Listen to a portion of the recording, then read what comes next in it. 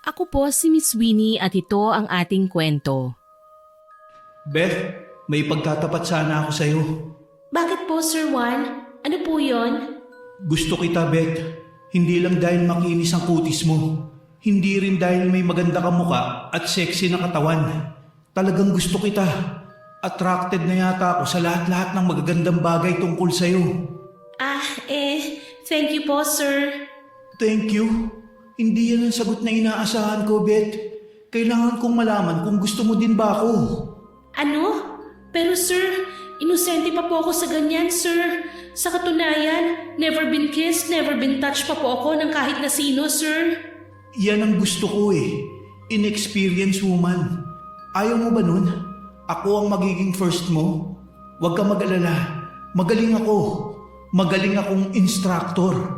Diyos ko, Lord! Sir naman! Virgin pa po ako! Bakit ang halay naman po ng pananalita niyo? Naku, sir, hindi pa po ako magiging ready. Hoy, gaga! Anong pinagsasabi mo? Gusto ka ni sir na maging model kaya ka tinatanong? Lintik na babaita ka! Ang dami mong hanas! Ay, umepa lang kontrabida. Talagang nakikialam ako, bruha! Itigil mo ng kalandian mo sa amo natin! Akin siya! Ano? Gusto mo si Sir Juan? Aba, Emilio, mukha kang brusko, no? Nakakatakot nga yung abs mo eh. Tapos kapwa mo lalaki ang gusto mo? Gumising ka nga. Mukhang maningning, kislap ng bituin. Mukhang maningning, mukha'y gawing saging. Sa isang iglap na pahawak ako sa aking muka. Nanlalaki ang aking mga mata. May mahaba akong baba pero kulay dilaw. Makapalang balat at hinog na hinog. Dali-dali akong nagpunta sa banyo at nanalamin. May gusto akong kumpirmahin. Gayon na lang ang pagkahindik ko nang makitang nagbago ang mukha ko at naging saging. Bakla ka! Anong ginawa mo sa akin? Bakit naging saging ang magandang mukha ko?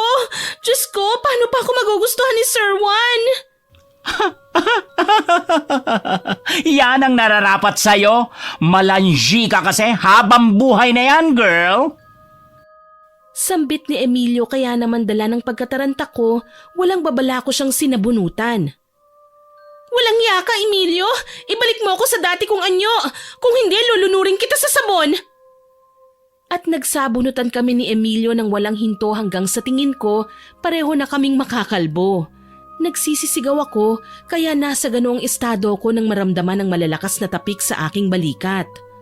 Bumalikwas ako ng bangon at hinihingal na dinama ang aking ulo. Wala akong kasabunutan. Sa halip, ang nakasimangot na mukha ni Tita Jaya ang nakita kong nakapamewang na nakaharap sa akin. Salamat, panaginip lang pala. Ang akala ko totoo na.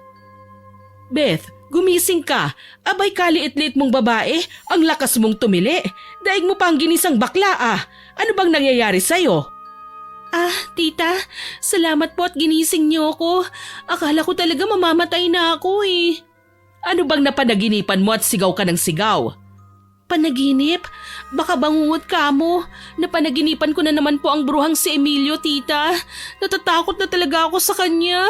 Bakit ba kasi para niya akong lalamunin ng buhay sa tuwing napapatingin ako kay Sir Juan? May gusto ba siya sa akin? Hay nako, puro ka talaga kalokohan, bata ka. Ang mabuti pa, bumangon ka na riyan. Marami kang lalabhan ngayon. Pagbutihan mo, kapag natuwa si Sir Juan sa'yo, nagbibigay siya ng tip. Kaya ayusin mo ang trabaho mo, ha? Alam kong masarap ang amo natin at nakakatakam, pero wag na wag kang mahuhulog sa kanya. Ay, opo, tita. Pagbubutihan ko po talaga. Gusto kong makaipon para mabili ko ang pinapangarap kong swimsuit. Tsaka promise, hindi ako lilingon sa ano niya, no? Hay nako, engot ka talaga. Naghihirap na nga tayo, swimsuit pa rin ang nasa isip mo. Tsaka baka naman tatango-tango ka dyan, tapos malalaman ko na nagpabuntis ka lang sa kanya. Ako naman sinubukang magpapansin, kaso lang ayaw niya yata bilhin ng beauty ko, kaya ingat ka. May kalandian din pala sa katawan ng tita ko. Hello, 1980s ka kaya? Luma ka na tita, humanap na po kayo ng katapat niyo. Abay ngayon ang naglalandi ang kabataan kontra matatanda. Tsaka hindi pa naman makunat ang balat ko, no? Hay, may asim pa ako, no? Napangiwi ako nang pagkatapos sabihin ni Tita Jaya ang mga kataga na yon ay kinurot niya ako sa singit. Aray ko po tita, masakit naman. Huwag niyo namang saktan ng virgin kong singit. Ay nako, ewan ko sa yung bata ka. Sana lang good mood ang amo ko ngayon para may power siyang patulan ng katabilan mo. O mas maigi, huwag ka nang magsasalita kapag nakita mo siya para hindi na mairita. Nagkibit balikat na lang ako sabay ngiti ng pagkatamis-tamis. Oo nga po pala, ako si Beth, 23 years old sa kasalukuyan. Ang kwentong ibabahagi ko po sa inyo ay nangyari lang noong nakaraang taon. Bali lumaki na po akong si Tita Jaya lang ang kasama ko sa buhay. Hindi po kami magkadugo. Ang sabi niya, nakita niya ako sa basurahan. Isa ako sa minalas na anghel na tinapon ng nanay ko noong sanggol pa lamang ako. Si Tita Jaya na noon ay nagtatapon ng basura sa basurahan ay natagpuan naman ako. Inangkin na niya ako na tunay niyang anak, Miss Winnie. At kahit kailan, hindi ako nagsisisi na siya ang kinilala kong magulang. Huwag mong kalilimutan ng mga bilin ko, ha? Kokolektahin mo lang ang labahin ng amo natin at dadalhin mo sa laundry area para maglaba. Huwag na huwag kang daldalera. Hindi nakikipag-usap si Sir Juan. Malandi yun. Lalong huwag mong kakausapin si Emilio. Isa pa, masungit ang tikbalang na yon. Tatandaan ko po, tita. Baka naman patangu-tangu ka lang dyan, ha? Pero pagdating doon, sisirain mo lang ang napag-usapan natin. Naku, hindi po, tita. Mabait po ako, promise. Hay, pagpasensyahan mo na ako, iha, ha? Kailangan ko muna talagang magpasab muna sa'yo, eh. Alam kong hindi ka sanay sa ganitong trabaho. Pero masama lang kasi talaga ang pakiramdam ko. Kaya kailangan mo muna akong pansamantalang palitan sa pagiging labandera. Huwag niyo na pong isipin yon, tita. Sa pagkup-kup niyo pa lang po sa akin, sobrang laki na ng utang na loob ko. Kaya maliit na bagay lang po ito. Niyakap ako ni tita bago kami nagpatuloy sa paglalakad. Hindi naman kalayuan ang bahay ni Sir Juan mula sa tinutuluyan namin. Tsaka stay out kami kaya kahit araw-araw kaming magpunta sa bahay ng amo namin, nakakauwi kami kagad sa amin. Sa bakuran na lang ako hinatid ni tita bago siya sumakay sa tricycle. Dadaanan pa niya ang kumare niyang may utang sa kanya dahil kailangan niyang bumili ng gamot. Nangako ako sa sarili ko na kapag sumahod na ako kay Sir Juan, mabibilhan ko din si tita ng maintenance niya pati na ng pagkain na hindi pa namin natitikman. Mabagal kong binuksan ang kulay maroon na gate. Malaki ang bahay ni Sir. May infinity pool sa harap ng up and down na bahay. Alagang-alaga ang garden. Presko at maaliwalas. Modern style ang bahay ni Sir. Karamihan sa dingding ay gawa sa salamin. Air-condition din sa loob at walang aso o pusa na gumagala dahil hindi raw mahilig sa hayop ang aming amo. Oh, nariyan ka na pala. Bilisan mo. Magbihis ka na at double job ka ngayon. Ano, Mang Emilio? Bakit? Labandera lang daw ako, sabi ni tita. Labandera? Huwag kang mag-inarte kung gusto mong huwag matanggal sa trabaho. Tandaan mo, ako ang mayordoma rito. At saka huwag mo akong tatawaging Mang Emilio, tonta. Inis na sambit ni Emilio at init siya sa akin ng maid's uniform na medyo maliit. Bakit maiksi ito? Hindi yata kasya sa akin ng uniform. Tsaka mababasa ito kapag naglalaba ako. Tama na nga ang kakaangal. Bilisan mo dyan. At day off ko ngayon. Kailangan kong umalis para sa beauty rest ko. At pagbalik ko, magiging pinakamagandang Diyos na ako. Ang taray mo, Day. Babae ka. Diyos ko, wag ka nang umasa, Emilio, ha? Kahit kailan hindi ka magiging kagaya ko. Flawless, sexy, and beautiful. Ha? Hindi sa pagbubuhat ng sariling bangko, marami po talaga ang nagsasabi sa akin na maganda ako, Miss Winnie. Maputi at makinis ang balat ko na tila alaga sa skincare. Ang buhok ko, maitim na hanggang bewang at medyo makulot. Katamtaman lang ang height ko na babagay nga naman kay Sir Juan. Hindi, joke lang po. Alam kong masyadong mataas ang pangarap ko pero sobrang gwapo naman po kasi ni Sir Juan. Actually, kahawig nga po niya si Coco Martin eh. Oh, tulala ka na naman. Bilisan mo na, puntahan mo na ang amo natin at aalis na ako. Okay po, lalakad na, Emilio. Ang arte mo? Amo natin naghihintay na. Hay nako, kung bakit naman kasi kailangan ko pang mag-uniform eh. Ang sikip-sikip na nga, ang iksi pa ng laylayan. Kitang-kita na nga ang makinis kong hita, oh. Pumasok ka na sa loob. Tinatawag ka na ni Sir Juan. At babalaan kita, Beth. Huwag mong lalandiin si Sir. 2 oras lang akong mawawala kahit off ko ngayon at baka pikutin mo na siya ng tuluyan. Heto na naman po tayo. Wala akong nagawa kundi sundin ang utos ng bakla naming mayordoma. Oo nga pala, mabigat po talaga ang dugo ni Emilio sa akin, Miss Winnie. Tipong gusto niyang lagi akong nauutusan para alilain. Kaya nga kapag naiinis ako sa kanya, tinatawag ko siyang Mang Emilio kasi alam kong binabais siya. Ayun nga lang, hindi ko naman ramdam ang panghihina at pagod kasi nawawala na ang lahat ng yun kapag nakikita ko si Sir Juan. Pumasok ako sa loob at dumiretso sa kusina pagkatapos kong magbihis. Naabutan ko nga si Sir Juan na kumakain. Mukhang napagsilbihan na siya ni Emilio bago pa man nagpa siyang umalis ang mangkukulam. Nang makita ako ng lalaki, kay bilis na nagbago ng reaksyon ko. Mula sa pagsimangot, malapad at matamis na ang pagngiti ko sa kanya. Beth, Hello po sir, good morning po. halika. Sabayan mo akong kumain. Naku sir, nakakahiya naman po, labandera lang naman ako.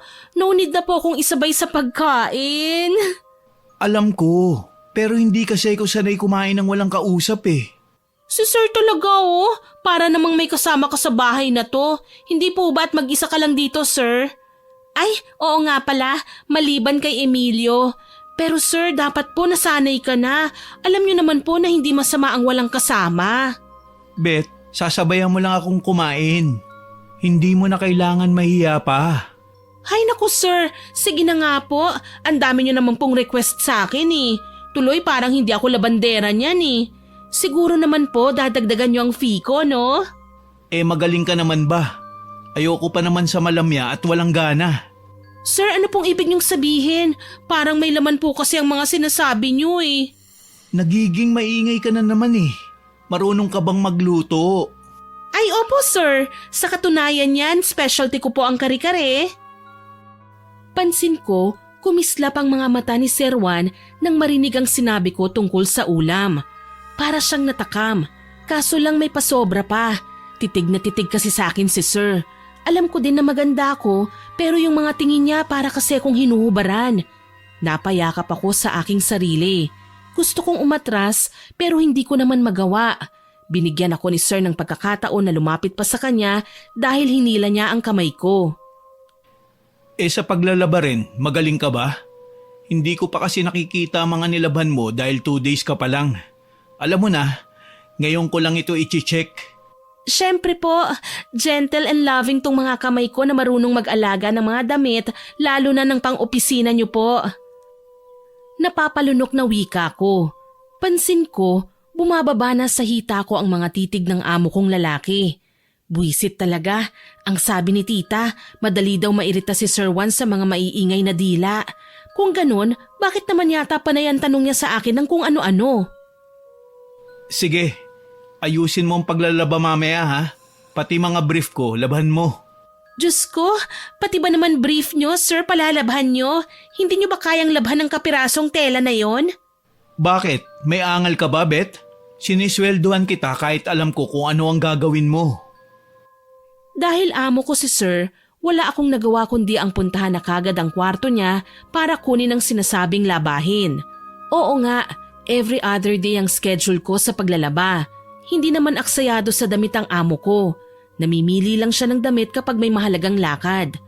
Habang kinukusot ko ang damit ni Sir, kinumusta niya ako sa may gilid ng laundry area. Hi, Beth. Anak ng palaka! Sir, bakit naman po kayo bigla na lang sumusulpot dyan? Ginulat niyo po ako Gusto ko lang i-check kung nagtatrabaho ng maayos ang labandera ko. Sir naman, kailan po ba ako naglaro sa pinagtatrabahuhan ko? Alam niyo sir, magaling akong kasambahay. Opo, totoo yan. Marunong po akong maglaba, magluto, maglinis, kahit anong trabaho kaya ko po sir. Teka nga po sir, ano nga pong ginagawa niyo dito? Wala ba kayong trabaho? Ang tabil talaga ng dila mo, no? Hindi ka ba napapagod ng kakasalita? Bakit naman ako mapapagod sir? Kayo naman, nagsasalita lang naman ang bibig ko, hindi naman nagtatrabaho. Ay, ano ba tong mga sinasabi ko? Hindi naman talaga nagtatrabaho ang bibig, ano? Oo nga pala sir, ako munang papalit kay Emilio habang wala pa po siya ha. Alam ko, nagpaalam na sa akin si Emilio. Huwag kang mag-alala. Day off niya ngayon. Paano naman po ako sir? Ang gagamitin kong day off yung mga bakanting oras dapat ni tita. Hindi ka magde-day off. Kailangan mo akong pagsilbihan. Pero sir, Nag-day off na ang tita mo. Actually, sobra pa nga yun eh. Ilang days na ba siyang wala rito? Mga 1 week na nga siguro eh. Kailangan mong pagtrabahuhan yun. may sakit naman po si tita. Naiintindihan niyo naman po siguro yun ano? Iba ka. Iba si Jaya. Magsiset ako ng off para sa'yo. Pero habang bago ka pa, hindi ka muna magde-day off. Uy, tignan mo ako. Basa ka na oh. Lumapit si Sir Juan dala ang pamunas. Wala sa wisyong nanlaki ang mga mata ko nang makita ang sumunod niyang ginawa. Pinunasan niya ang bandang dibdib ko. Tila hindi siya aware sa kanyang ginagawa, pero ako, kahit tela lang naman nahawak niya ang dumampi sa damit ko, tila maliit na paru-paro yun na naglalaro sa ibabaw ng balat ko. Hindi ko mapigilang lumunok habang naiilang na napapaatras sa kanya. Ay, sir, kaya ko na po to. Wala po ba kayong trabaho? Para po kasing nakaabang na kayo dito sa ginagawa ko eh. Wala akong trabaho ngayon, Beth. Saka natutuwa akong kausapin ka eh. Akala ko po ba, suplado kayo, yun ang sabi ni tita? Parang hindi naman eh. Mas malamang ang kalandian nyo, sir. Kay lakas ng naging tawa ni Sir Juan, mas lalo siyang nakaka-attract tingnan. Akala lang ni Jaya yun, nasuplado ko. Pero ang totoo, natutuwa ako sa'yo. Si Jaya naman kasi, seryoso kaya madalas. Hindi ako ngumingiti sa kanya. Hindi ko rin ugaling makipagkaibigan sa mga kasambahay ko. Pero iba ka, Beth. Si sir talaga oh, pinalalapad na naman ang atay ko. Isama mo na pati ang abdo mo.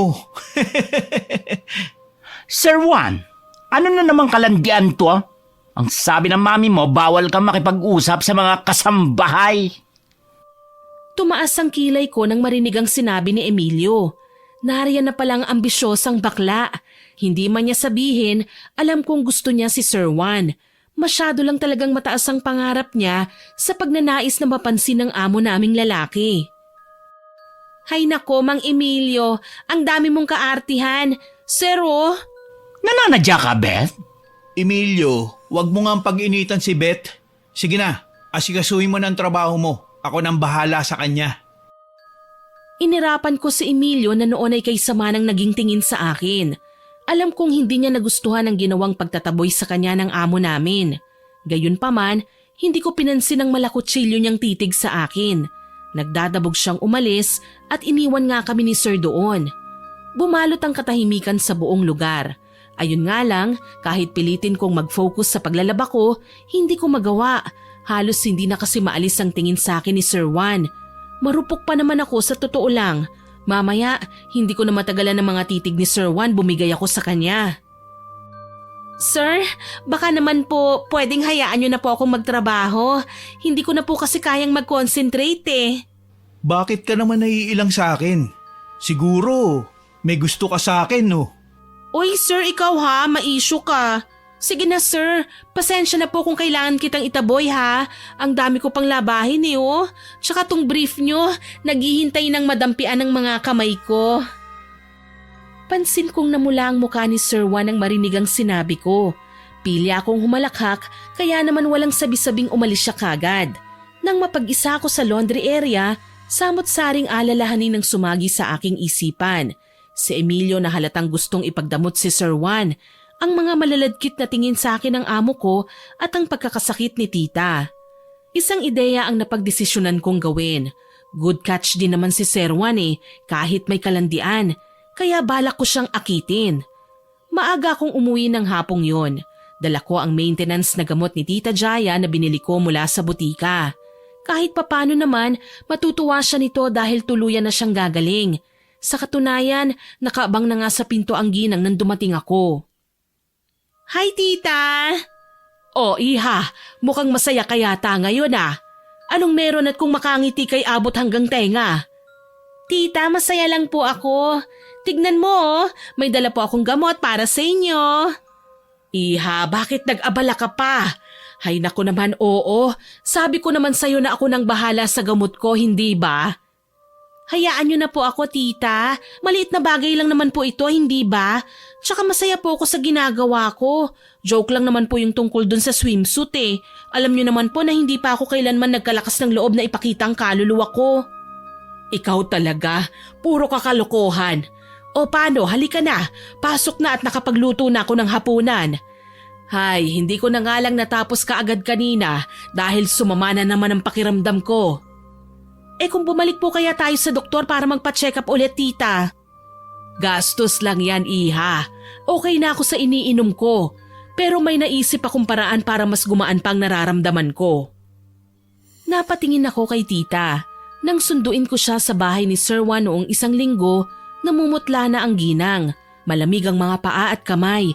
Halos hindi makasuka kahit palaging sinasabi na masakit daw ang tiyan niya at naduduwal siya. Nang dalhin ko naman siya sa ospital, wala namang findings ang doktor. Kaya sa klinik ko siya dinala. Kahit papano, niresetahan naman siya ng gamot dahil ang sabi na over-fatigue lang daw siya. Kaya nga kailangan kong mag-sub sa kanya sa pagiging labandera eh. Kasi nakakabinat nga naman ang maglaba lalo na ng mabibigat na kurtina at kumot. Anong paraan naman po yan, tita? Lalapit ako sa albularyo. Sa tingin ko kasi, may paliwanag siya tungkol sa sakit na nararamdaman ko eh. Malay ko lang naman, hindi pala normal ang karamdamang tumama sa akin na may magic-magic na palang kasama yon. Aba, bago yan ah. Paano nyo naman nasabi yan, tita? Palagi kasi akong nananaginip, iha. May nakikita akong manika na tinutusok-tusok. Hindi ko naman maaninag kung sino ang may hawak. Basta kailangan ko lang talagang lumapit din sa albularyo. Malay natin, may masabi silang mahalaga tungkol sa nararamdaman ko. Sana nga po, tita. Nalulungkot ako kapag nakikita ko kayong matamlay at may sakit. Sanay ako na maingay kayo at matabil din ng dila na kagaya ko. Tama na nga muna ang tungkol sa akin. Siya nga pala, kamusta ng trabaho mo? Ano, okay ka lang ba? Okay naman po, tita. Si Emilio, hindi ka ba ginugulo? Naku, wag mo nang pansinin ng baklang yon. Alam mo naman napapansin lang talaga siya. Matagal na po ba si Emilio sa bahay na yon? Medyo matagal na rin. Nauna nga siya sa akin ng 3 buwan eh. Kaya siya ang naging mayordoma. Tingin ko po sa baklang yon, may gusto kay Sir Juan. Nagagalit kasi siya kapag lumalapit si Sir sa akin eh. Aba, lumalapit si Sir Juan sa'yo? Naku, ingat ka lang iha ha. Kung hindi kanya pinagsusupladuhan, nanlalandi ng babae ang amo nating yon. Kapag ginanahan pa siya, ginagawa niyang flavor of the day niya. Ibig sabihin, pwede kanyang paglaruan. Hindi ko pa nga nasasabi sa'yo na kung marami nang nabuntis ang lalaking yon. Ay, may gulay! Seryoso po ba kayo, tita? Mukha ba akong nagsisinungaling? Kaya ko nga sinasabi sa'yo para mawarningan ka, hindi ba? Tumango ako at bumuntong hininga sa sinabi niya. Sa bagay tama nga naman si tita eh. Kanina nga lang, kung makatitig sa akin parang inaalam na kung anong sikreto ng balat ko at hindi maialis ang tingin doon hanggang sa maitaboy ko. Tita, hindi naman po siguro gagawin ni Sir sa akin yun ano. Ibig kong sabihin, mababa akong uri ng tao kaysa sa kanya. Mahirap lang tayo habang siya mayaman. At may alam ka na sa mga ganyan? Nagrarason lang po, tita. Huwag po kayong mag-alala sa akin. Dalagang Pilipina pa rin naman po ako. Hanggang landi lang, walang totohanan. At muli, kinurot na naman ni tita ang singit ko. Kinabukasan, sumama ako sa kanya sa albularyo na sinasabi niya. Mabuti na lang, wala ang amo namin. Umalis at kailangang bumiyahe. Wala din akong labahin at hindi pwedeng magpunta sa bahay ng amo ko dahil wala rin si Emilio. Kaya nagdesisyon akong samahan si tita. Kailangan din kasi naming malaman kung ano ang magiging komento ng albularyo. Sa kabilang bayan nakatira ang lalaki. Medyo malayo sa kalsada. Gawa sa kawayan at pawid ang bahay ng lalaking sa tansya ko, nasa edad 56. Panot na ang buhok at maliit na tao lang siya. Hanggang balikat ko nga lang yata siya eh. Pero may nakataling puting panyo sa ulo niya. May suot na medalyon at sandamakmak na pulseras. Magandang araw po. Halika na, tumuloy na tayo. Ang weirdo naman po niya. Ganyan talaga yan, iha. Hayaan mo na. Ako na lang muna ang kakausap sa kanya. Kung gusto mo, dito ka na lang muna sa labas. Sige po, tita. Dito na lang po ako. Huwag kang lalayo at baka maligaw ka. Marami pa namang punong kahoy sa paligid. Tsaka hindi mo kabisado ang buong lugar. Huwag kang mag-alala. Bibilisan ko lang makipag-usap. Sige po, tita. Hayaan niyo po. Kapag naburyong ako, susunod po ako sa loob. Medyo mainit pa rin po kasi. Mukhang mahangin po dito sa bakuran. Tumangulang si Tita Jaya at iniwan na ako. Naglakad-lakad naman ako sa bakuran at inabala ang sarili sa pagtingin-tingin ng mga bulaklak. Hindi ko maiwasang mamangha sa iba't ibang klaseng nakikita ko. Saglit pa, hindi ko na napigilang lumabas at magtungo sa kalsada. Napakunot ang noo ko nang mapansin ang isang pamilyar na figurang naglalakad papunta sa isang natatanaw kong kapilya. Sigurado ko, si Emilio ang taong yun. Dala ng matinding kuryosidad, napagdesisyonan kong puntahan ang binabae kong katrabaho para malaman ko kung ano ba ang ginagawa niya sa loob. Nadatnan ko siyang nakaluhod sa harapan ng mga puon at nagdarasal. Mahal na poon, patawarin niyo po ako sa aking mga kasalanan. Ang gusto ko lang naman gumaan ang buhay ko sa pamamagitan ng pagpikot sa lalaking matagal nang minamahal ng puso ko. Hala, kung ganun may ginayuma ka? Beth! Anong ginagawa mo rito? Ako nga ang dapat nagtatanong sa'yo niyan. Anong inihihingi mo ng tawad ha? Siguro ginayuma mo si Sir Juan ano? Kaya nagdarasal ka kasi nakukonsensya ka sa mga ginawa mo. Gaga? Wala akong ginagawang ganyan. Gayuma ka dyan. Lasunin kaya kita. Ba't guilty ka? Tsaka bakit parang namutla ka nang banggitin ko si Sir Juan? May binabala ka bang masama sa kanya? Masyado talagang pasmado yung bibig mo, no? Kaya nga ayaw ko sa'yo eh. Huli ka na sa eksena. Kaya sana, huwag ka nang e-epal sa love team namin ni Sir Juan. Oo, may gusto ako sa kanya, pero hindi ko siya ginayuma. Ang taas naman ng pangarap mo, bakla. Alam mo, hindi naman kasi kayo bagay ni Sir. Ako ang nararapat sa kanya kahit pahuli na ako sa eksena. Kaya sorry ka na lang. Aagawin ko siya sa'yo. Napansin kong ikinuyom ni Emilio ang kanyang palad. Hindi nagustuhan ang sinabi ko. Totoo naman hindi bagay ang lalaki sa kapwa lalaki. Tatamaan sila ng kidlat kapag pinilit ni Emilio ang gusto niya. Tsaka kawawa naman si Sir Juan. Siguradong magkakasakit siya kapag si Emilio ang pinatulan niya. Tingin ko pa naman sa kontrabidang baklita, marami ng ginahasang lalaki. Kaunting babala para sa'yo, bruhildang babae. Malayo na ang narating ko at marami ng pinagdaanan para pakialaman mo. Marami na rin ako sinaktan para layuan si Sir Juan kaya wag mong hihintayin na pati ikaw, saktan ko rin. Pinagbabantaan mo ba ako? Nagsasabi lang ako ng totoo. Hindi ako papayag na mapunta sa ibang babae si Sir Juan. Nanlaki ang mga mata ko sa kanyang sinabi. Aniya, marami na siyang sinaktan. Posible ba na si Tita Jaya, sinali pa niya sa kalokohan niya? Bago ko pa man maisipang umalis, kinumpronta ko na siya kagad. Teka lang Emilio, magtapat ka nga sa akin. May kinalaman ka ba sa pagkakasakit ng tita ko? Magsabi ka ng totoo. Nahihibang ka na ba? Wala akong kinalaman, no? Para-paraan ka din para makapagbintang, no? Ang sabihin mo, sakitin na talaga ang tita mo kaya siya nagpasab sa'yo sa trabaho. Pansin ko, labas sa ilong ang ginawang pagsagot ni Emilio sa akin. Naglulumikot na rin ang eyeballs niya at panayang lunok kahit wala namang kinain. Malamang may ginagawang kababalaghan si Emilio. Pinaningkitan ko siya ng mga mata at saka nilapitan. Malalaman ko rin kung nagsisinungaling ka, tikbalang. Baka akala mo natatakot ako sa'yo, ha? Oras na malaman kong may kinalaman ka sa pagkakasakit ng tita ko, pangako, pipilipitin ko ang pagkalalaki mo hanggang sa maging tuyo pa siya sa sinampay na binilad sa araw. Sinadya ko siyang sindakin para sakali man matakot na siya. Kinakabahan din kasi ko sa malalaman kong resulta ng pagkonsulta ni tita sa albularyo. Nang maalala ko nga siya, iniwan ko na si Emilio sa loob ng simbahan. Masama ang tingin niya sa akin pero hindi na ako nag-aksaya pang pakialaman siya. Beth, ikaw talagang bata ka. San ka ba nagpunta? Sabi ko naman sa'yo, dito ka lang sa malapit, hindi ba? Saan ka ba nagpunta at kanina pa kita hinahanap? Ay, sorry po tita. Naaliw kasi ako sa katitingin sa paligid eh. Hindi ko na malayan na napapalayo na pala ako. O paano? Halika na at umuwi na tayo. Sa biyahe ko na lang sasabihin sa'yo ang mga natuklasan namin ng albularyo. Kinulam raw si tita. Ayon ang sabi sa kanya ng albularyo. Isang taong may matinding inggit sa katawan ang ginusto siyang bigyan ng sakit. Hindi ako makapaniwala.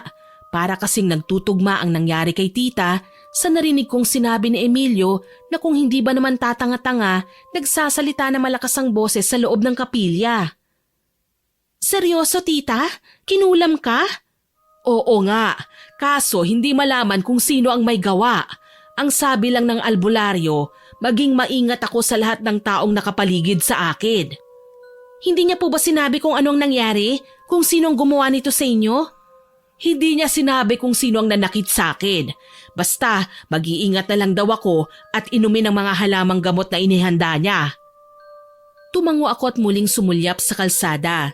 Hindi naman mahirap isiping may kinalaman nga si Emilio sa pagkakasakit ng tiya ko. Kaya naman isang ideya ang naisip kong gawin para mapatunayan ito. Naging masipag ako ng mga sumunod na araw. Sa pagpasok ko ulit sa bahay ni Sir Juan, hindi lang pang-akit ang napagdiskitahan kong gawin sa kanya. Lihim din akong mag-iimbestiga sa kung ano ba ang tinatagong lihim ni Emilio. Gaga, bakit nakatanga ka na naman dyan? Ano? Talaga bang maninindigan ka na umastang reyna sa bahay na to? Ang labahin mo, naghihintay sa kwarto ni Sir, kunin mo na. Oo naman Emilio, kukunin ko. Ikaw naman atat na atat masyado. Maaga pa kaya ngayon, marami pa akong oras para makapaglaba. At bakit kikislap-kislap yung mga mata mo? Kailangan mong tandaan, labahin lang ang kukunin mo, hindi si Sir Juan. Bakit? Kapag pati ba siya nilabahan ko, magagalit ka? Nanlisik ang mga mata ni Emilio. Tila lalamunin na ako sa labis na galit. Inaasar ko lang naman siya eh. May gusto lang kasi talaga akong matuklasan. At base sa nagiging reaksyon niya, alam kong may kinalaman nga siya sa pagkakasakit ni tita. Ngayon, kailangan ko lang ng pagkakataon na makapasok sa kwarto niya para makita ang mga ebidensya. Kailangan ko lang maging maingat at humanap ng tiyempo. Tahimik akong umakyat sa itaas. Una kong kukunin ang mga labahin ko kaya kumatok ako sa kwarto ni Sir Juan. Mabilis namang binuksan ng lalaki ang pinto. Hello po sir, si Beth po ito. Kukunin ko lang po ang mga labahin niyo. Beth, namiss kita. Bakit hindi kita nakita kahapon? Hinahanap kita eh. Ay, ang OA mo, sir, ha? Nakalimutan nyo na po ba? Hindi ba't umalis kayo para sa business deal nyo kung saan lupalop ng Pilipinas kayo nagpunta, tapos kagabi lang kayo bumalik? Basta, hinahanap pa rin kita. Kaso, wala ka eh. Sir, every other day po ang schedule ko sa paglalaba, hindi po ba? MWF, Monday, Wednesday at Friday. Yun lang naman pong binigay niyong araw para sa tita ko eh. Alangan naman pong araw-arawin kong pumasok. Mamaya hindi niyo ako swelduhan, sayang naman. Talaga ba? Sige, dodoblihin ko ang sweldo mo. Pero araw-araw ka nang pumunta rito sa bahay. Kahit hindi pa marumi ang kortina, laban mo na. Ang gusto ko, nakikita kita araw-araw. Ay sir, nakakakilig naman po yung sinabi nyo. Ibig sabihin madali nyo akong namimiss, kaya gusto nyo akong makita araw-araw. Ganun na nga. Bakit? Hindi ba pwede? Nanlaki ang mga mata ko nang umaktong lalapit na sa akin ang amo ko. Tsaka ko lang napagtanto na nakatapis lang pala ng tuwalya ang lalaki at balak nang pumunta sa banyo. Ang bilis na nuyo ng lalamunan ko, kaya naman ganun na lang ang pag-atras ko palayo sa kanya. Ako dapat ang mga akit eh, pero sa ginagawa ni Sir ngayon, parang ako ang babagsak sa mga kamay niya. Napapikit na lang ako nang sa kakaatras ko sa dingding na ako nakasandal. Mas nilapitan pa ako ni Sir at tinitigan ako sa mga mata. Sir, wag po. Bata pa po ako. Hindi ka naman na bata para sa akin. Pwede na. Pwede nang ano? Pwede ka nang... Ay, pala kang binabad sa suka! Anong kahalayan ng ginagawa mo kay Sir? Napalingon kami sa biglaang pagsigaw ni Emilio. Mabilis niyang hinablot ang pinakamalaking kumot sa kwarto at ibinalot sa nakatapis lang na katawan ni Sir. Ako naman, muntikan nang nahipnotismo kanina ay kukurap-kurap na lang ngayon. Emilio, bakit ka naman basta na lang sumusulpot sa kung saan? Ano ba kasing ginawa ni Beth sa inyo at halos hubad na kayo, sir? Wala akong ginagawa sa kanya, okay? Sa katunayan, ako ang attracted sa kanya at hindi ko yun itatanggi. Diyos ko, hindi kayo pwede magkagusto sa kanya, sir. At bakit hindi pwede, Emilio? Binata si Sir, dalaga naman ako. Pareho kaming single at masarap. Ang totoo niyan, wala pa akong karanasan sa pagkakaroon ng kasintahan, Miss Winnie. Ni hindi ko nga po alam kung ano ang pakiramdam ng mahalikan sa labi. Sadyang nasanay lang ako sa environment kung saan prangka si Tita Jaya at may pagkapasmado ang bibig kaya kahit kabastusan na ang nasasambit ay normal pa rin para sa amin. Alam ko naman na hanggang dun lang yun dahil may limitasyon din akong inilalaan para sa sarili ko. Tsaka likas na rin siguro sa akin ang maging matabel at kung ano-anong nakakatawang kabastusan ang nauusal dahil na rin nakasanayan na naming gawing ekspresyon ng ganon. Ang tita ko nga, masahol pa sa basurahan ng bibig kapag inatake ng kaingayan eh. Ha? Masarap? Ikaw? Alangan namang ikaw ang masarap, Emilio. Tignan mo nga, mahaba ang baba mo, luwa pa ang mga mata mo, yang labi mo parang pinaglihi sa pugita, tapos ang tenga mo. Tumahimik ka ng laitera kang bruha ka! Emilio!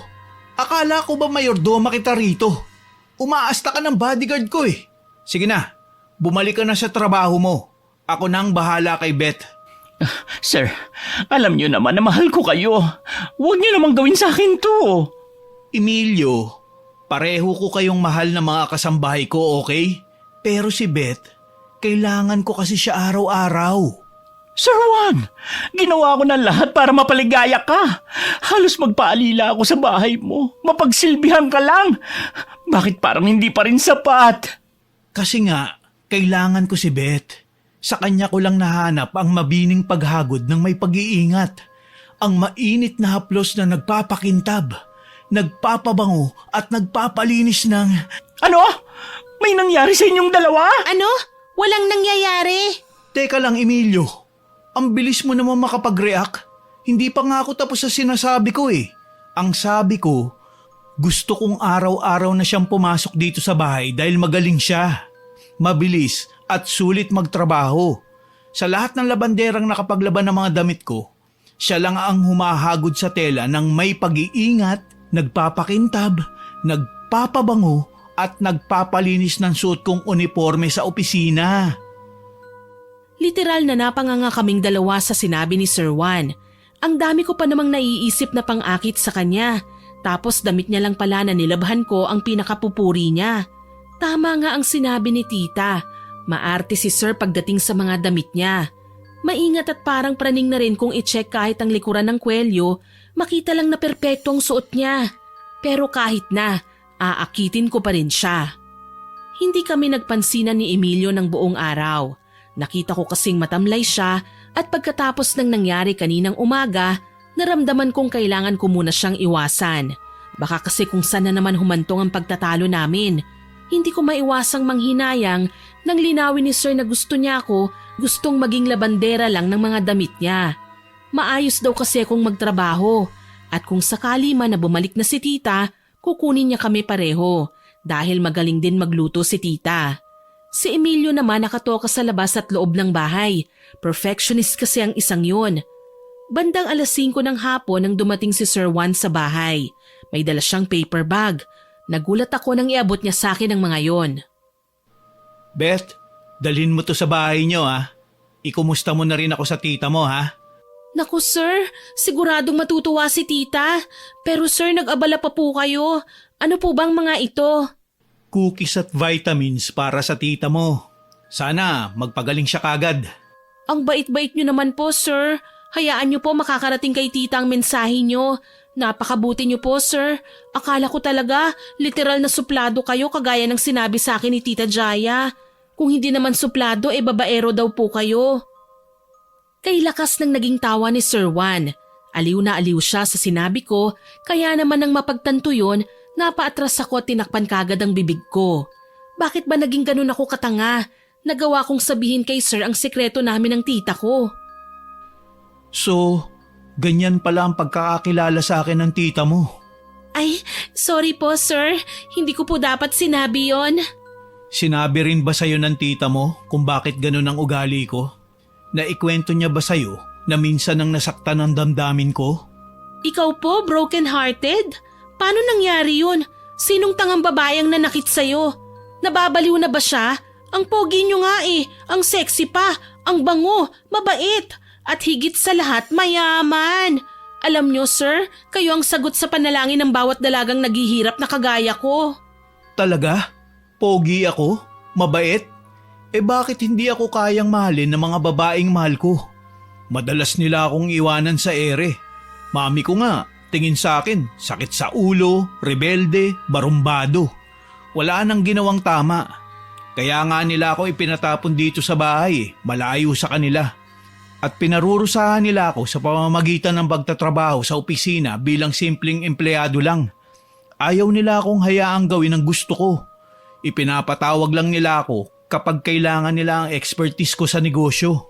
Palibasa, ako lang ang tinuruan ng lolo ko nun ng mga sikreto para ma-close ang isang business deal. Sina mami, nagagawa naman yun pero abala sila ngayon sa pagsasaya. Tumatanggap na lang sila ng benefits na ako naman ang naghihirap. Hindi man lang nila magawang pakinggan kung ano ba ang gusto ko. Ano po bang gusto niyo sir? Ang maging isang bombero. Sir naman, ang gwapo niyo, magbubumbero lang kayo? Beth, hindi mo dapat nilalang ang mga bombero. Matatapang sila, walang inuurungan. Hindi kagaya ko. Matatakotin na nga, wala pang nagawa para iligtas man lang ang babaeng mahal ko. Ano pong ibig niyong sabihin, sir? Hindi ako niloko ng babaeng mahal ko. Namatay siya, Beth. Kasama siyang nasunog sa isang ospital na magkaroon ng aksidente 2 years ago. Isa siyang nurse at matapang na tumutulong nun sa mga pasyente na makalabas sila ng building. Ilang tao ang nailigtas niya pero hindi na siya nakalabas pa. Kasama siyang sumabog na mga gamot nang magtago siya sa lab. Alam ko yun dahil humingi siya ng tulong sa akin sa pamamagitan ng pagtawag sa telepono bago pa man siya kasamang nasunog. Hindi ako nakapagsalita sa mga siniwalat ni Sir Juan. Buong akala ko talaga malandi si Sir, babaero at walang alam sa buhay kundi ang magpalaban ng mga brief niya at abangan ako sa pagtatrabaho buong araw.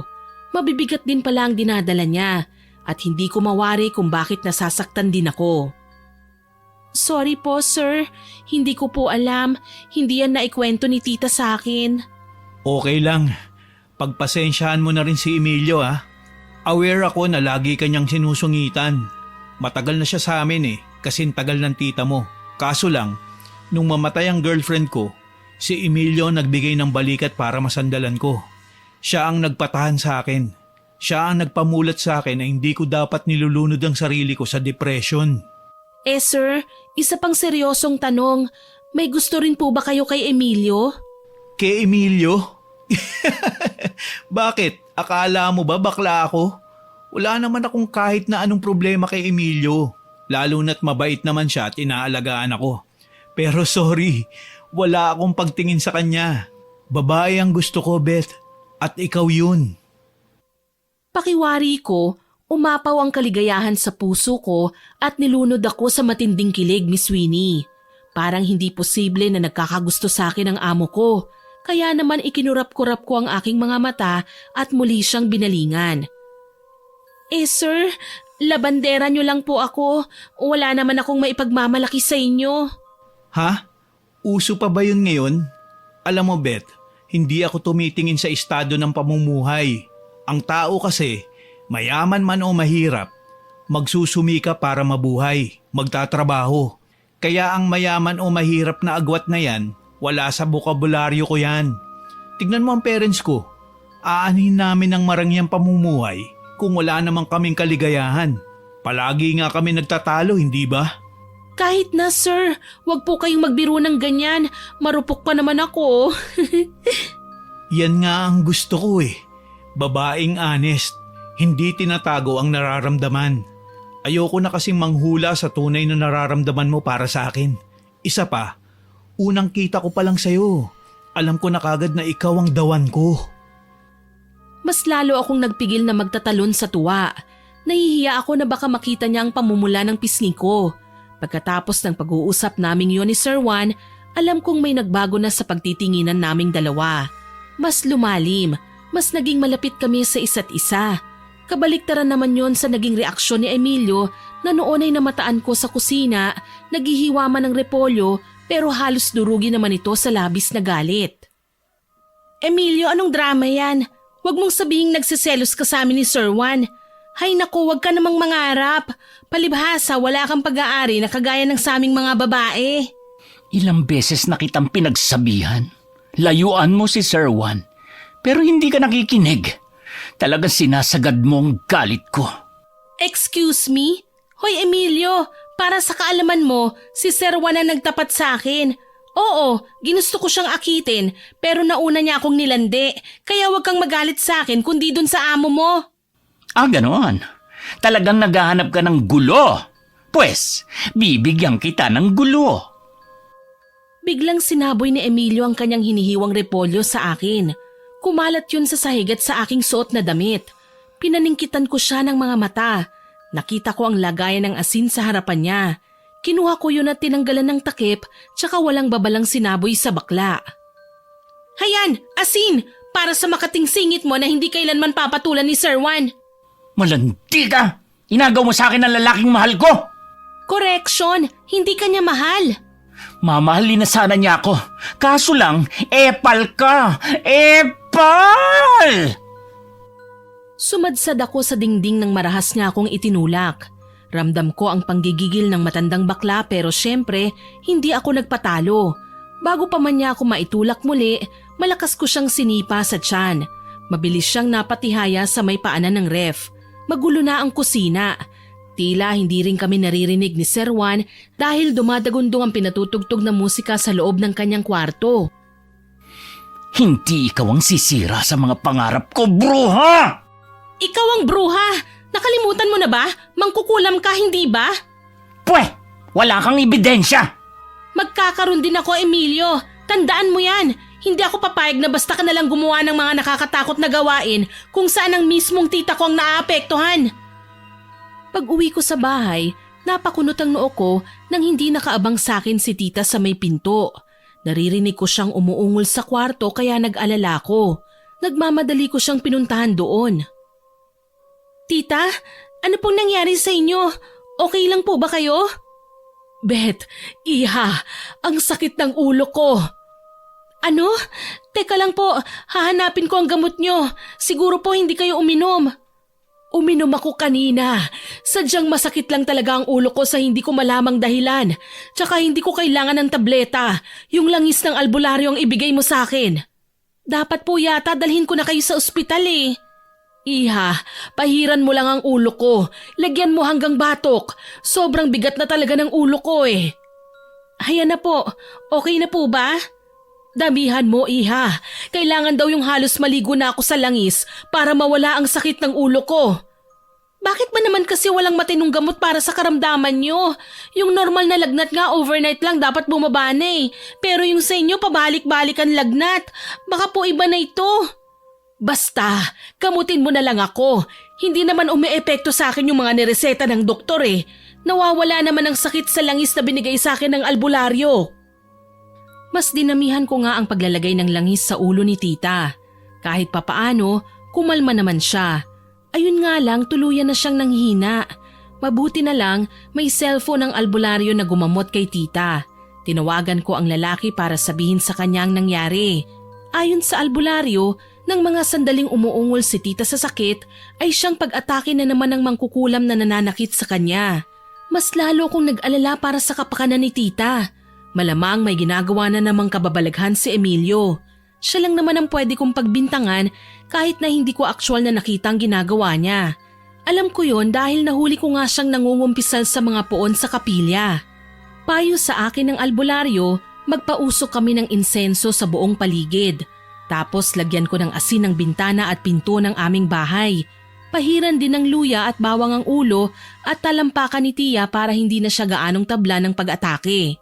Pagkatapos kong kausapin ang albularyo, binalikan ko nga si Tita. Hindi ko maiwasang maawa habang nakatitig sa mukha niya. Kay laki na ng pinagbago ni Tia Jaya. Sino bang kausap mo kanina, Iha? Tinawagan ko po ang albularyo, Tita. Sabi niya kailangan kong magpausok para maitaboy ang masasamang elemento na tinawag ng mangkukulam para manggulo sa atin. Martes daw kasi ngayon, kaya malakas ang loob ng mangkukulam na umatake. Totoo naman yun, Miss Winnie. Palibhasa araw ng mangkukulam ang Martes at Biyernes kasi sa mga panahong yun malakas ang kapangyarihan nila. Hindi ko tuloy mapigil ang haplusin ng mukha ni Tita. Humpak na ang pisngi niya, maputla at nangangalumata. Halos hindi na makapagsuklay at kay bilis niyang namayat. Ni hindi na rin nakakabangon kagad kaya gayon na lang ang awa ko sa kanya. Hayaan niyo po, Tita. Gagaling din kayo. Magdasal lang po tayo sa Panginoon. Salamat, Iha. Kahit alagain na ako, hindi mo pa rin ako iniiwanan. Hindi mo ako pinababayaan. Bakit ko naman po gagawin yun? Dati nga alagain din ako. Maliit pa ako at wala man lang konting dalang impormasyon kung sino ako at kung sino ang mga magulang ko. Pero inalagaan niyo po ako. Nagpapasalamat po ako doon, Tita. Ang laki ng utang na loob ko sa inyo. Napakabuti mo, Iha. Sana nakikita ngayon ng tunay mong mga magulang ang kabaitan mo. Ikaw lang po ang nag-iisa kong magulang, Tita. Hayaan na natin sila. Ikaw lang po ang lubos na pinagpala. Niyakap ko si Tita na kaagad namang napaluha. Kung tutuusin, ako talaga ang pinagpala sa aming dalawa. Binigyan ako ng Panginoon ng isang mabuti at maalagang ina na kahit hindi man ako nanggaling sa kanya, minahal ako at inari na kadugo niya. Kaya gagawin ko ang lahat mapagaling lang siya. Kinabukasan, pumasok ako sa bahay nila Sir Juan. Wala noon si Emilio na ayon naman sa mismo kong amo, nag-day off daw. Siya namang paalis na rin papunta sa trabaho. Gustuin ko man na magtagal muna para makausap ka. Hindi pwede. May importante kasi kong meeting kasama ang mga clients. Alam mo na, para bumilib si na mami at daddy. Okay ka lang ba rito? Okay lang naman po, sir. Maglalaba lang naman po ako, hindi ba? Teka nga, bakit nakashare ka pa rin sa akin? Hindi ba MU na tayo? Dapat, babe na ang tawag mo sa akin. MU? Babe? Oo, MU. Mutual Understanding. Ganun naman, di ba?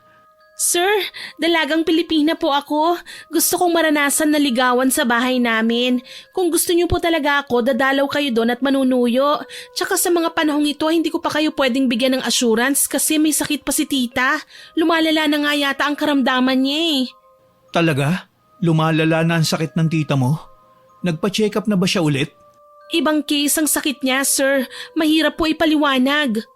Kung ganun, nire-respeto ko ang desisyon mo at pinahanga mo pa ako. Ibang babae nga dyan kapag may nakitang oportunidad, sinasakmal na kagad. Pero ikaw, kalmado ka pa rin at may respeto sa sarili. Kaya huwag ka mag-alala. Tatapusin ko lang ang problema ko sa family ko at liligawan kita. Deal? Deal po, sir. Pero dapat, sagutin mo kagad ako ha. Si sir talaga oh, babanat pa. Baka lang naman kasi makalusot. O paano? May iwan na kita rito ha. Sige po, sir. Ingat po. Nakangiti pa akong tinanaw siya hanggang sa makasakay siya ng kanyang kotse. Nang makaalis na ang aking amo, pilit ko munang iwinaksi sa isipan ang naging pag-uusap namin. Mas kailangan kong unahin ng tita kong may sakit at magagawa ko lang siyang tulungan kung hahalughugin ko ang kwarto ni Emilio para malaman ang tunay na pinaggagawa niya. Mabuti na lang at mabilis kong nahanap ang kwarto ng bakla. Hindi ito nakalak kaya mabilis akong nakapasok. Bago maghalungkat, tinawagan ko muna si tita. Iha, napatawag ka. Nasa trabaho ka na ba? Opo tita, nandito na po ako. Off po ngayon ni Emilio. Alam kong hindi naman siya nagtatagal sa labas, kaya kailangan kong bilisan ang gagawin kong pag-iimbestiga sa kwarto niya. Kailangan kong makahanap ng kahit na anong clue na palatandaang siya ang kumukulam sa'yo. Ano? Si Emilio? Bakit naman niya gagawin sa akin ang bagay na ito? Tsaka bakit siya ang napagbibintangan mo? Galit siya sa lahat ng gustong lumapit kay Sir Juan, tita. Lahat ng babaeng nagugustuhan ni Sir o sa tingin ni Emilio ay mga babaeng hadlang para mapalapit siya kay Sir, kinukulam niya. Diyos ko, kung ano-anong pagkumbinsi pa ang sinabi ko sa albularyo. Alamin lang niya kung sino ang taong may malaking galit sa akin. Tapos malalaman kong si Emilio lang pala. Iha, ang mabuti pa umalis ka na dyan. Baka mapahamak ka. Kilala ko si Emilio. Hindi siya matutuwa kapag nalaman niyang pumasok ka sa kwarto niya. Tita, ako pong bahala. Tumawag lang ako para sabihin sa inyo na malapit na rin nating malaman ang totoo. Kabado kong wika. Aangal pa sana si tita kaso lang pinutol ko na ang tawag. Nagsimula na akong maghalungkat hanggang sa may nakita kong manikang nakatago sa isang kahon ng sapatos sa ilalim ng kanyang kama. May nakasilid na larawan ni tita sa tiyan ng manika. May nakakabit na kung ano-anong abubot sa ulo. Yun nga siguro ang nagpapasakit ng ulo niya. Naningkit ang mga mata ko sa nakita. Kaso lang, bago pa man ako makapag-react, narinig ko na ang mga mabibigat na yabag papunta sa kinaroroonan ko. Hala, kailangan kong magtago! Natataranta kong wika. Bit-bit ko ang manika nang pumasok ako sa maluwang na closet. Bahagya kong binuksan para makita ko si Emilio na noon ay pakanta-kanta pang pumasok sa kwarto.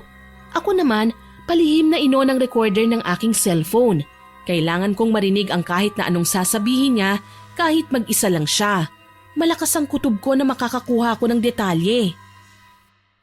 Sa wakas, malapit ko nang mapuruhan si Jaya. Isusunod ko naman ang malandi niyang ampon na si Beth. Pareho lang ang magtitang yan, mga agaw. Akin lang si Sir Juan. Ako lang ang dapat niyang mahalin dahil sa tindi ng pagmamahal ko sa kanya. Pati kasintahan niya nagawa kong ang patayin ng magkasunog ang ospital na pinagtatrabahuhan ng babae. Ikinulong ko siya sa kwarto. Nanigas ako sa pinagtataguan ko dahil sa aking nalaman. Baliw nga si Emilio. Pati ang babaeng minahal ni Sir, siya pala ang pumatay. Kung hindi niya pinakialaman ng babae, malamang buhay pa sanang dalaga. Dahil sa mga nalaman ko, hindi na ako nakatiis at lumabas sa pinagtataguan ko. Gulat na gulat si Emilio. Anong ginagawa mo sa kwarto ko? Babae ka! Hinuhuli ka, Emilio! Ngayon alam ko nang may ginawa ka nang masama. Sinasabi ko na nga ba? Talagang wala kang gagawing makabuluhan mula nang hayaan ka nga ni Sir Juan na mamasukan bilang labandera. Huwag ka nang mag-isip pa ng kung ano-anong palusot para makalimutan ko ang ginawa mo. Ikaw ang pumatay sa nobya ni Sir. Buong akala niya na aksidente ang babaeng mahal niya, pero kasalanan mo palang lahat. Dapat lang na ginawa ko yun sa kanya. Masyado na niyang ginigipit ang Juan ko. Kinokontrol. Hinihinga ng regalo.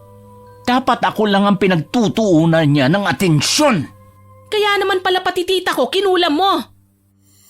Galit kong wika sa kanya tsaka ko tinaas ang manikang hawak ko. Nanlaki ang kanyang mga mata at sinubukang agawin ng manika pero hindi ko siya binigyan ng pagkakataon. Nakipagpatintero ko para makakuha ng espasyo na makalusot palabas ng kwarto niya. Akin na yan! Magnanakaw! Sinisira mo ang plano ko! Anong plano? Ang patayin ng tita ko? Nahihibang ka na! Talagang inuubos mo ang pasensya ko? Hindi ako papayag na hindi malaman ang lahat ng sikreto mo! Tumakbo ko ng mabilis at palihim na isinend kay Sir Juan at Tita Jaya ang voice record na nakuha ko mula kay Emilio. Nababaliw na ang bakla at mukhang mananakit na.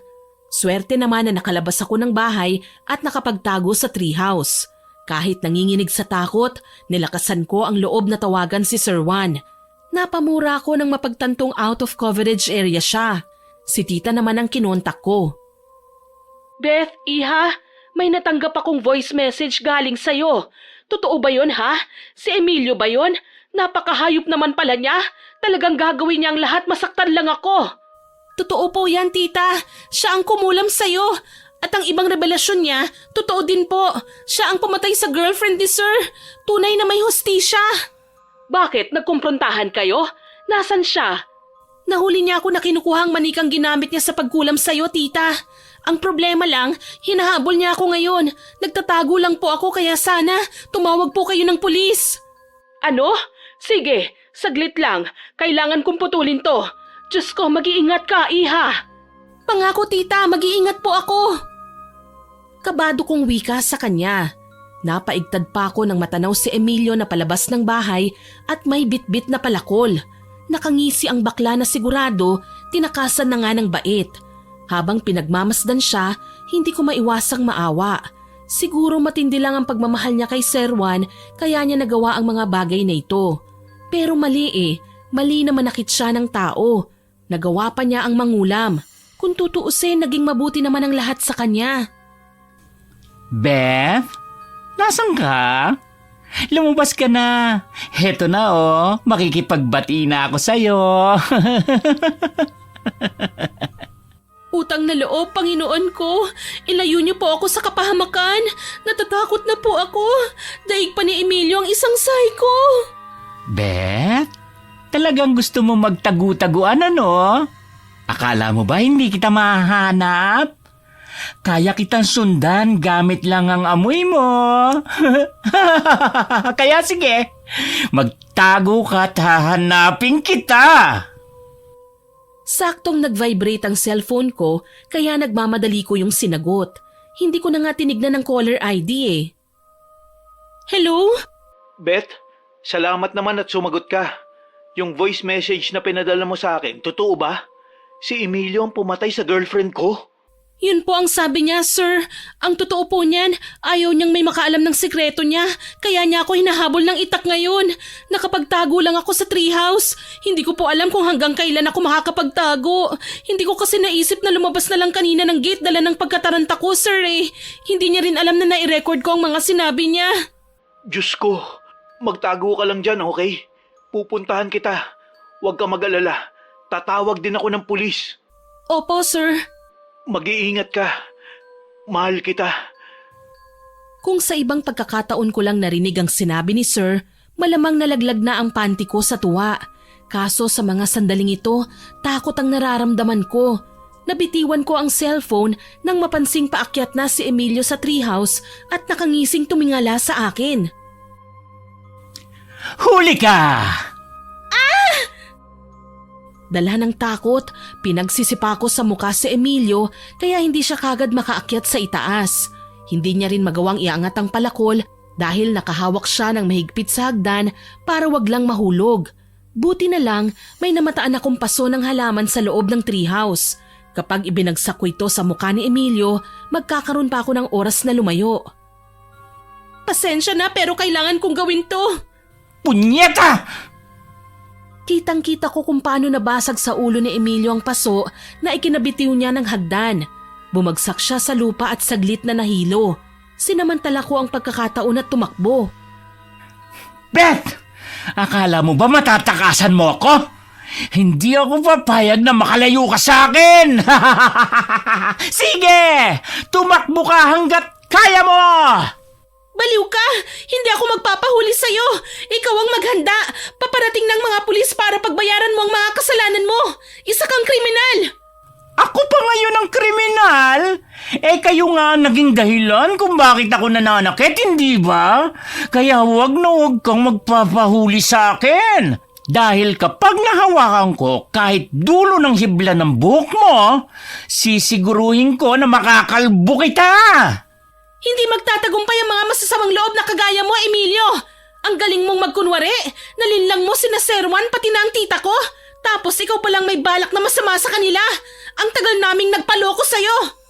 Ang dami mo pansatsat! Mahuhuli na kita, Napasigaw ako ng tuluyan na ngang mahablot ni Emilio ang buhok ko. Pakiramdam ko na punit ang anit ko sa sobrang sakit. Para mabawasan ang kirot, nagpatianod ako sa kilos niya. Kung saan niya ako kinaladkad hanggang sa makapasok kami muli sa loob ng bahay. Gusto kong magpumiglas pero pinangunahan ako ng takot. Alam kong hindi niya ako bubuhayin lalo na't hawak niya ang palakol. Mabuti na lang natanaw ko na sa may bintana si Sir Juan. Nagmuestra siya sa akin na huwag maingay kaya naman mabagal akong tumango. Ngayon, sigurado mauuna ka pa sa tita mo na paglamayan dahil papatayin na kita! Emilio! Wag! Sir Juan! Bakit mo ba to ginagawa? Ano bang kasalanan namin sa'yo? Pati si Beth, dinamay mo. Ang dati kong kasintahan, kinulong mo sa nasusunog na kwarto ng ospital. Kaya siya namatay. Oo, aaminin ko. Nagawa ko nga yun. Palagi na lang siyang nasa isipan mo. Sa kanya nakatuon ang atensyon mo. Nandito naman ako. Kaya nagalit ako nang baliwalain mo ako. Na magkaroon ng sunog sa ospital, naisip kong magandang pagkakataon yon para gawin ang plano ko. Nagpanggap akong pasyente na takot, kaya iniligtas ako ng gagamong girlfriend. Pero hindi niya alam, siya ang bala kong ipahamak. Napakabuti ng girlfriend ko sa'yo. Pero pinakitaan mo siya ng kalupitan. Magbabayad ka, Emilio. Ako mismo ang magpapakulong sa'yo. Napasigaw ako nang sumugod si Sir Juan kay Emilio. Sinuntok niya ang baklang mayordoma. Nagulat nga lang ako dahil hindi gumanti si Emilio sa kanya. Umiiwas lang ang bakla hanggang kaya pa niya. Sinamantala ko naman ang pagkakataon. Naghanap din ako ng maipapalo sa ulo ni Emilio para wag na siyang makapanlaban pa. Mabuti na lang na mataan ko ang kawali sa kusina. Tinansya ko ang bigat nun tsaka walang habas na pinukpok ko yun sa ulo ni Emilio. Naduling ang bakla at bumagsak sa sahig. Hingal na tinigil ni Sir Juan ang pag-atake at ako naman ang pinuntahan. Bigla niya akong sinugod ng yakap. Beth, ayos ka lang ba? Nasaktan ka ba ni Emilio? Namumula ang braso mo. Huwag niyo po akong intindihin, sir. Okay lang po ako. Akala ko talaga mamamatay na ako kanina eh. Mabuti na lang po dumating kayo kaagad. Dumiretso na kagad ako rito kanina na makausap ko si Tita Jaya. Tinawagan niya ako at sinabing tumawag na rin daw siya ng pulis. Sabay kaming napalingon sa may gate nang makarinig kami ng pagbukas. Gayon na lang ang tuwa ko nang makita si Tita Jaya. Kahit iika-ika siya, nagawa pa rin niyang makapunta para lang samahan ako sa mga pagkakataong ganito. Beth, salamat at ligtas ka. Akala ko nahuli na ako. Teka, bakit magkayakap kayo ni Sir Juan? Girlfriend ko na po ang ampun niyo, Tita Jaya. Aba, at nakikitita ka na? Hindi ba't Jaya lang naman ang tawag mo sa akin noon? Seryoso po ako sa ampun niyo. Sana naman po, pagbigyan niyo ang pagmamahala namin. Pero bago yan, magsasampa po muna tayo ng reklamo laban kay Emilio. Naaawa ako sa kanya pero kailangan niyang pagbayaran ang lahat ng kanyang mga kasalanan. Nilingon namin si Emilio na noon ay sinubukan pang makipagtalo sa mga pulis. Kaso nga lang, nakaposas na siya. Sir Juan, mahal talaga kita. Ginawa ko lang naman ang mga nagawa ko dahil gusto kong mapasakin ka. Hindi sapat na dahilan ang pumatay para sa pag-ibig, Emilio.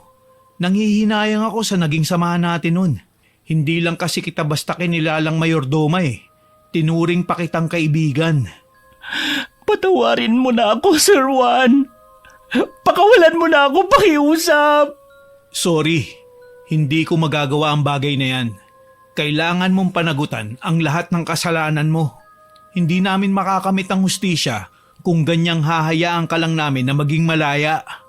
Minahal lang naman kita Dapat kahit sa bagay na yon, intindihin mo naman ako. Matagal na kitang iniintindi, Emilio. Masyado ka lang talagang kampante na umabot ka pa sa puntong pati ang mga mahal ko sa buhay, sinasaktan mo na. Umiiyak nang umiiyak si Emilio kahit noong sinasakay na siya sa patrol car. Alam kong hindi na siya makakapanakit pa dahil pati ang pagkulam niya kay tita tuluyan na ring natigil. Lumapit lang kami sa albularyo at pinatanggal ang nakataling kulam sa katawan ni tita. Salamat sa Panginoon at dahan-dahan na siyang gumaling. Ang galing mo talaga, iha. Hindi lang matabilang dila mo, literal na magaling ka rin palang makiramdam. Opo naman, tita. Hindi rin naman ako papayag na basta ka nalang saktan ni Emilio, no? Willing naman akong magpasabunot sa kanya, basta layuan ka lang niya. Hindi naman yata tama na isasakripisyo mo na lang palagi ang sarili mo para sa akin. Aba, kalokohan na yon. Tama ang tita mo, Sinta ko. Ay, nandyan na si sir. Sinta ko, hindi ba't magjowa na tayo? Ha? Paano? Kailan? Ikaw talaga. Nayakap lang kita ng isang beses, nagka-amnesia ka na. Sir Juan, diniskartehan mo ang ampon ko ha? Dapat dagdagan mo ang sweldo ko ha? Tita, nakakahiya ka. Bakit ako mahihiya? Aba, dapat nga ipagmalaki natin ang syota mo eh. Abay kamukha niya si Coco Martin, oh. Dahil dyan, pati ang bonus nyo, dadagdagan ko tita. Pero syempre, pahalik muna sa pisngi mo, sinta ko. Kinilig ako sa paraan ng pagtawag niya sa akin. Tuloy gusto ko siyang lamukusin ng halik. Maging wild naman kahit minsan. Tsaka hindi naman nakakahiyang pahalikan ng pisngi ko eh. Makinis naman ako. Flawless at tsaka... Ay basta, baka sabihin pa ng iba mayabang ako. Pero may maipagmamayabang naman talaga ako eh. Opisyal na nga kaming naging magkasintahan ni Juan pagsapit ng birthday ko ng January 2024. Malapit na kaming mag-anniversary at going strong pa rin ang relasyon namin hanggang ngayon. Kahit magkasintahan na, regular pa rin akong naglalabas sa bahay niya. Aba, nagpapasweldo pa rin ako ha. Siyempre kailangan ko pa rin naman ng trabaho kahit pinagsasabihan ako ni Juan na wag nang kumilos sa bahay. Sinta ko, nakakaya naman sa'yo. Girlfriend kita. Ayokong alilain ka sa pamamahay ko na hindi magtatagal, magiging bahay mo na rin. Juan, okay lang sa akin na pagsilbihan kita. Eh kasi naman may bayad yon. Tsaka safe na ako dito sa bahay mo. Kaya okay na muna ang ganitong setup natin. Kapag gusto mong mag-level up ng relasyon natin, tsaka ko palang bibitiwan ng pagiging mapang-akit na labandera. Mapang-akit talaga? Oo naman, wag mong sabihin hindi ka man lang naakit sa taglay kong ganda. Mababaliw ba ako ng ganito sa'yo kung hindi ako naakit? Mahal na mahal kita, Beth. Sa maikling panahon na nagkasama tayo, nakilala ka na ng puso ko. Masaya ako ng ganito lang muna tayo. Kaya sige, kung talagang gusto mo pa rin maging labandera, ikaw ang bahala. O tama na yan, naghanda na ako ng merienda. Sige na, kumain na muna tayo. Ayun! Maraming salamat, Tita Jaya. Walang anuman, sir. Tita naman, okay na ako sa Juan. Wag na pong sir. Sige, Juan. Pero wag na wag mo rin akong tatanggalin sa trabaho ko, ha? Masaya ako sa ganito. Pangako, magiging kasambahay ko po kayo hanggat kailan nyo gusto. Sabay na kaming nagmerienda ng mga sandaling yon. Ang balak ni Juan, puntahan si Emilio sa presinto. Ako naman ang nagpasyang sumama sa lalaki. Gusto ko rin namang makita ang baklang mayordoma eh. Pagdating namin sa kulungan, nadatnan namin si Emilio na tila ba kagagaling lang sa pag-iyak. Sumama ang timpla ng mukha niya nang makita kami ni Juan na magkasama. Kumusta ka na, Emilio? Ang tibay mo din, ano? Sinabihan na nga kitang layuan si Sir Juan. Mas nilapit mo pa ang sarili mo sa kanya ngayon. Ganyan naman talaga ang buhay, hindi ba? Madaya. Hindi lahat ng bagay na kukuha natin nang naaayon sa gusto natin. Minsan kailangan nating tanggapin ang kung ano man ang meron tayo. Emilio, alam kong mas matanda ka sa akin, pero sana pakinggan mo ko ha. Hindi mo dapat sinasayang ang buhay mo. Huwag mong ubusin ang oras mo dito sa loob ng kulungan. Magbago ka na. Humingi ka ng tawad. Alam ko naman na mabuti ang Panginoon at patatawarin ka. Hindi ko alam, Beth. May mga nasaktan na ako. Baka nga wala ng kapatawaran ang ginawa ko eh. Shh! Huwag mong sabihin yan. Lahat ng nangyayari sa buhay natin may dahilan at hindi ito ang panahon para sukuan. Ang dami kong nagawang mali sa'yo. Bakit nagawa mo pa rin akong patawarin? Ganyan naman talaga, hindi ba? Alam mo, naiintindihan kita. May mga pagkakataon talaga na nakahanda tayong isugal ang lahat para sa mga mahal natin. Pero gusto kong malaman mo na hindi lahat ng gusto natin para sa ikabubuti ng lahat. Kaya dapat isipin natin ang kapakanan ng iba, yung walang ibang masasaktan. Hindi ko akalain. Sa kabila ng mga nagawa ko, mabubuting bagay pa din ang sasabihin mo sa akin. Ang ibang tao kasi na nakagawa ng mali, kung hindi sinasaktan, halos bugbugin na nila. Hindi kami ganyang klaseng tao, Emilio. Naiintindihan ko naman ang sitwasyon mo eh. Sana lang tuluyan ka ng magbago. Hindi pa naman huli ang lahat para doon. Ngiti lang ang sinagot sa akin ni Emilio. Alam kong binabalanse pa lang niya ang mga nangyayari ngayon sa buhay niya. Kaya sa pagkakataong ito, gawin na niya sana ang tama. Tama si Beth, Emilio. Huwag mong isipin na porke nakakulong ka, wala ng pag-asa. Alam kong mabuti kang tao. Wala naman nilikha ang Panginoon na likas na masama at walang awa eh. At sana, wag mo nang kasusuklaman si Beth. Mahal ko siya, Emilio. Patawarin niyo po sana ako sa mga nagawa ko, sir. Hindi ko lang akalain na hahantong ako sa ganito. Hindi ko na nga kilala ang sarili ko eh. Ang nasa isip ko lang naman kasi noon, matugunan ang pagmamahal ko sa inyo. Sorry kung naghangad ako ng higit pa sa turing mo sa akin, Sir Juan. Okay lang. Naiintindihan ka namin. Gumaan ang pakiramdam ko sa naging pag-uusap namin. Alam ko naman na magsisimula na si Emilio na pagsisihan ng kanyang mga kasalanan. Alam ko rin na mabuti ang Panginoon at bibigyan siya ng chance na ipakita sa lahat na siya ay willing nang magbago. Naging maayos ang relasyon namin ni Juan magpahanggang ngayon. Masaya kami kapag magkasama at natutuwa ako dahil kahit papaano gumagawa siya ng paraan para magkaayos sila ng kanyang pamilya. Sa katunayan, welcome nga ako sa pamilya nila at madalas kaming biruin na sana magpakasal na para mabigyan namin sila ng apo. Puro tawa na lang ang nagiging sagot namin ng aking kasintahan. Ako man nakapulot din ng aral sa karanasan kong ito. Hindi ko kailangan mangakit o lumandi para makabingwit ng mayaman. Sadya kasing dumarating ito sa buhay natin nang hindi natin inaasahan. Maraming salamat, Juan. Masaya ako na minahal mo ko ng totoo.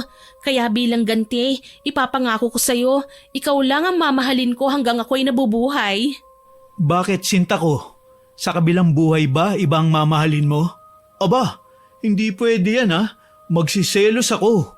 Grabe ka naman, ang morbid mo ha. Hindi naman kasi yan ang ibig kong sabihin, no? Binibiro lang kita. Masyado kang seryoso eh. Sana all my love life. Ay, si tita bumabanat. Hayaan niyo po, tita. Ihahanap din po namin kayo ni Juan ng jowa.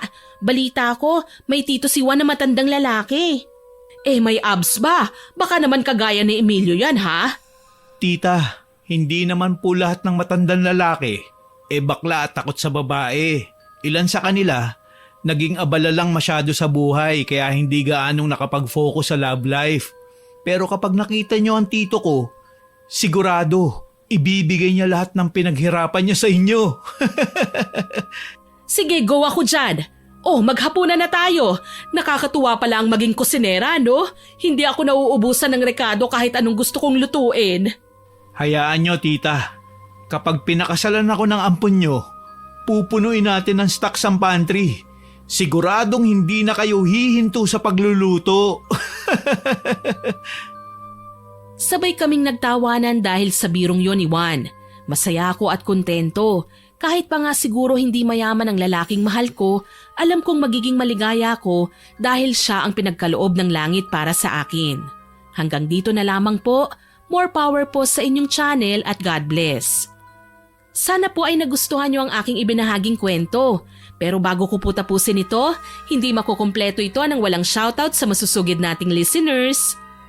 Shoutout po kay Rose Jean from Hong Kong, kay Mika Balagot from Dubai, kay Moon Brave, kay Richelle Estrovillo, kay Chubby Lumentigar, kay Lea Lumentigar, Joanna Ibanez, Alvin Lumentigar at Mean Infante. Shoutout din po kay Rizal Galope, kay Charmaine Ebon, kay Ma'am Mel Santarita, Ma'am Martina Angdasan, kay Sheena Jane Cablay, kay Girlie Satur at sa Sealing Department ng Cosmo Malvar, Batangas. Hello din po kay Kimbara, kay Tara Dabi, kay Safa Magsaysay, kay Ma'am Filipina Palsario, kay Risa Paisano, kay Marasigan, Maria Cordova, kay Daleha at kay Kimi from Singapore. Shoutout din po kay Megan Jesmo, kay Rose Masayon, kay MJ Larbas, kay Carlota ng Nils Chicharon, kay Marlene Guerrero at sa Guerrero family from Pasig, kay Ma'am Barbilin at sa mga anak niyang sina Catriona at Vince, at hello din po kay Janet Engrata, kay Abu Aba, kay Mary Ann Valderamos at kina Manilyn Basco Bandillon, kay Jello, Jea at Jacob. Maraming salamat po sa inyong lahat na nag-comment at nakinig. Abangan niyo pa po sana ang mga susunod kong upload ha, at huwag kalilimutang mag-subscribe, like, share and comment sa story natin. Para po mabilis niyong makita kung may bago tayong upload, pindutin niyo lang po ang notification bell para lagi kayong updated. Aasahan ko pa rin po ang inyong suporta ha. Muli, Ako po si Miss Winnie na nagpapasalamat sa inyong pakikinig.